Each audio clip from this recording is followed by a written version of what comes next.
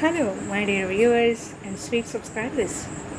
Previous వీడియోలో అలా మనం గెస్ట్లం కాబట్టి కోసేసుకోవచ్చు అన్నానని మీరెళ్ళి నా వీడియో చూసి ఇష్టం వచ్చినట్టు అక్కడ పూలన్నీ కోస్తే ఆ దేవాదాయ శాఖ అధికారులు కానీ అక్కడ ఉన్నవాళ్ళు కానీ మిమ్మల్ని పిచ్చి తిట్టినా తిడతారు, కొట్టినా కొడతారు కూడా. అలా చేయకండి. ఎందుకు చేయకూడదు అంటే నిజంగా మీకు ఆ క్షణంలో అటువంటి అనుభూతి కలిగితే చేయొచ్చు. అప్పుడు దేవుడు మిమ్మల్ని కాపాడుతాడు దగ్గరే ఉండి. నేను చెప్పానని చూసి ఆహా ఈ పూలని నాకే అని కోసేసుకుంటే అది తప్పు అవుతుంది. ఎందుకో ప్రీవియస్ వీడియో చేసి కూర్చోగానే దేవుడే అలా చెప్పినట్టు అనిపించింది. నువ్వు ఇలా చెప్పావు చూడు, రేపు అందరూ వచ్చి కోసేసుకుంటారు అన్నట్టుగా అనిపించింది.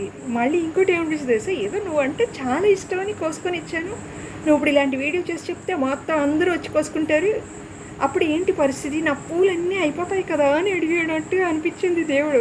అదేంటో మరి, అంటే నిజమే కదండి, మనకు చాలా ఇష్టమైన వాళ్ళకి కొన్ని ఇస్తాం. దాని అర్థం ఎవరు పడితే వాళ్ళు మొత్తం అందరు తీసేసుకోవాలని కాదు. చెప్పాలంటే తీసుకోవచ్చు అలా, కానీ అంత భక్తి మనం అంత అర్హత కలిగి ఉండాలి. నేను ఇలా అంటున్నాను తప్పుగా అనుకోకండి, మీకు అర్హత లేదని కాదు, ఉంటుంది. ఆ క్షణంలో మీకు నాకు అనిపించినంత అనుభూతి అనిపిస్తే తప్పకుండా మిమ్మల్ని ఎవరు ఏమనరు. అలా కాకుండా నా వీడియో చూసి వెళ్ళి పిచ్చి పిచ్చిగా కోసేస్తే మాత్రం తప్పవుతుంది. ఆ తర్వాత చెప్పాను కదా, నువ్వు ఇలా వీడియో చేసావు, ఇప్పుడు చూడు ఎవరు పడితే వాళ్ళు నా పూలన్నీ కోసేసుకుంటే ఏంటి నువ్వు పరిస్థితి అని దేవుడు అడిగినట్టు అనిపించింది కదా. దేవుడు చెప్పమని ఇంకో సమాధానం కూడా ఏంటి అంటే, మనం ఓకే గెస్ట్స్మే, దాని అర్థం వాళ్ళ ఇంట్లో మనం ఎవరింటికి వెళ్తే వాళ్ళ ఇంట్లో వాళ్ళని అడగకుండా మన ఇష్టం వచ్చినవి తీసేసుకోవచ్చండి? నో వే, వాళ్ళని అడిగి తీసుకోవాలి. అక్కడ మిస్టేక్ ఏమవుతుంది అంటే, మీరు అలా కోసేసుకుంటే నేను గెస్ట్ని అని అడగకుండా వేరే వాళ్ళ ఇంటికి మనం వెళ్ళినప్పుడు వాళ్ళ పర్మిషన్ లేకుండా వాళ్ళ ఇంట్లో వస్తువులు తీసుకున్నట్టు అనమాట. అది మేనర్స్ కాదు కదా. మనకి పూలు కావాలి అనిపించింది అనుకోండి, గుళ్ళో మనసులో భక్తితో స్వామి నాకు ఈ పూలు వచ్చేటట్టు చేయవా అని అడగాలి. అప్పుడు స్వామి మీకు ఆ పూలు ఇస్తాడు.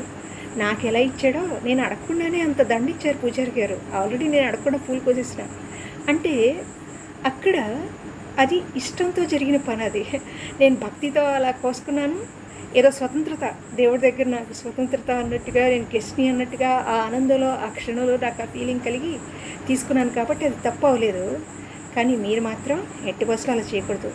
అక్కడ అడగకుండా మనం గెస్ట్ ఇంటికి వెళ్ళినా సరే ఎంత స్వతంత్రం ఉన్నా మనకి అడగకుండా మాత్రం తీసుకోకూడదు, అడిగే తీసుకోవాలి. అంటే స్వామిని అడిగి మనసులో స్వామి నాకు ఈ పూలు కావాలి అంటే ఏదో ఒక రూపంలో తప్పకుండా ఆ పూలు మీకు వచ్చి చేరుతాయి. నాకు చేరినట్టుగానే పూజారి గారు పెద్ద దండలా ఇచ్చారు చూడండి, నేను గెస్ట్ని, నేను ఈ పూలన్నీ స్వామికి ఏంటి నాకు కూడా కావాలి అనగానే స్వామి ఎంత పెద్ద పూలని నాకు ఇచ్చాడో చూసారా.